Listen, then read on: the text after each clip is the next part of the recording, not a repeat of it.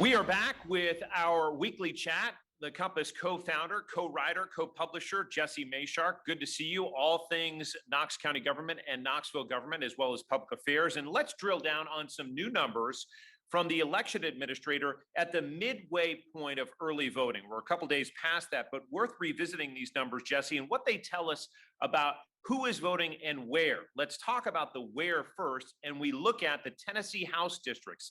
The one getting the most action right now from voters is District 14, Republican Jason Zachary's district. Explain that. Well, I think it's really interesting because I think most people wouldn't really perceive that race as being one of the more competitive ones. It's a very Republican district, and Zachary's been elected several times there.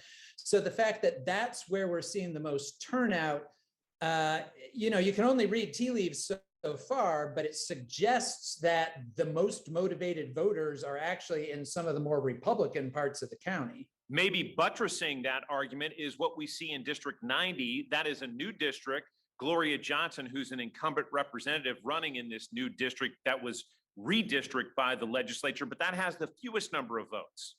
Yeah, and I think that that's, there was some speculation earlier this year that maybe especially the Dobbs decision and all the talk about the state's abortion ban might really motivate Democratic voters, progressive voters, younger voters.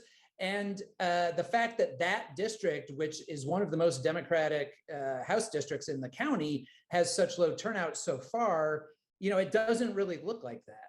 You mentioned ages. Let's move to that, because if you're 70 plus, you're deciding this election right now.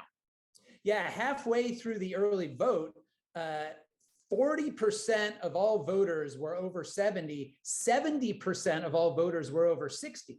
So that's basically Knox County's baby boomer population is really the one so far that's deciding this election. And we look at those 18 to 24-year-olds, that number 791 halfway through early voting. What does that tell you, Jesse?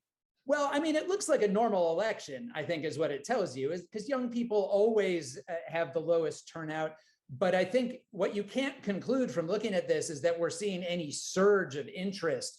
People who thought that maybe those younger voters are going to be galvanized by abortion or by something else, they don't really look galvanized by much of anything at the moment. Jesse Mayshark with the Compass, CompassKnox.com, always there for your analysis. Always appreciate the time. Thanks so much. Tomorrow is the last day to vote early. Yesterday was the last day to request an absentee ballot. Now, the race for governor is on the ballot, as well as U.S. congressional seats and 4 proposed amendments to the state constitution. Most early voting sites are open from 10 in the morning until 6 in the evening.